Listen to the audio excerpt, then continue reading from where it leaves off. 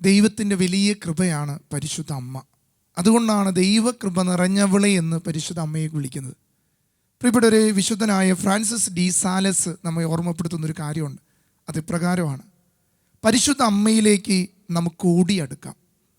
കൊച്ചുകുട്ടി തൻ്റെ അമ്മയുടെ മാറിൽ അഭയം പ്രാപിക്കുന്നത് പോലെ പരിശുദ്ധ അമ്മ നമുക്കൊരു അഭയമായിട്ട് എന്നും കൂടെയുണ്ട്. പ്രിയപ്പെട്ട ഒരു ജീവിതത്തിൽ അനേകർ പറയാറുണ്ട്, ഒറ്റയാക്കപ്പെടുമ്പോൾ ഒരു അമ്മയുടെ സ്നേഹം കിട്ടിയിരുന്നെങ്കിൽ അത് ആശ്വാസമാണ്. പരിശുദ്ധ അമ്മ അങ്ങനെയാണ് പ്രിയപ്പെട്ടവരെ. ആരെല്ലാം തളർന്നിട്ടുണ്ടോ, ആരെല്ലാം വേദനിച്ചിട്ടുണ്ടോ അവരുടെ അരികിൽ വരും. എന്തിനു വേണ്ടിയിട്ടാണെന്നറിയോ? ഈശോ നിന്നെ സ്നേഹിക്കുന്നുവെന്ന്, ഈശോ നിന്നെ കരുതുന്നുവെന്ന് നമ്മെ ഓർമ്മപ്പെടുത്താൻ. പ്രിയപ്പെട്ടവരെ, ഈ വരുന്ന 33 ദിവസം അമ്മ നമ്മെ പഠിപ്പിക്കുന്നത് തന്നെയാണ്. കുഞ്ഞേ, നീ ഭയപ്പെടേണ്ട, ദൈവം നിൻ്റെ കൂടെയുണ്ട്.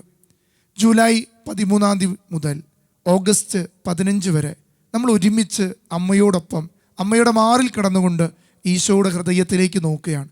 എന്താണ് ഈ കാലഘട്ടത്തിൽ ഈശോ ആഗ്രഹിക്കുന്നത്? പ്രിയപ്പെട്ടവരെ, മുറിവേറ്റ എല്ലാവരെയും നമുക്ക് സമർപ്പിക്കാം. ഇന്ന് അനേകർ സ്നേഹം കിട്ടാതെ മുറിവേറ്റതിൻ്റെ വേദന അനുഭവിക്കുക. അമ്മയും മുറിവേറ്റ ക്രിസ്തുവിൻ്റെ മുന്നിൽ നിന്ന് നമ്മോട് പറയുന്നത്, അവൻ്റെ മുറിവിനാൽ നിനക്ക് സൗഖ്യമുണ്ട്. രോഗികളെയും മുറിവേറ്റവരെയും ഈ ദിവസം നമുക്ക് സമർപ്പിച്ച് പ്രാർത്ഥിക്കാൻ ഒരുങ്ങാം. അതിനായി പരിശുദ്ധ അമ്മയുടെ വിമല ഹൃദയം നമുക്ക് ഈശോയുടെ ഹൃദയം തുറന്നു തരിക. ആ മുറിവുകളിൽ ദൈവത്തിൻ്റെ സൗഖ്യമുണ്ട്. അതിനായി നമുക്ക് പ്രാർത്ഥിച്ചൊരുങ്ങാം പ്രിയപ്പെട്ടവരെ.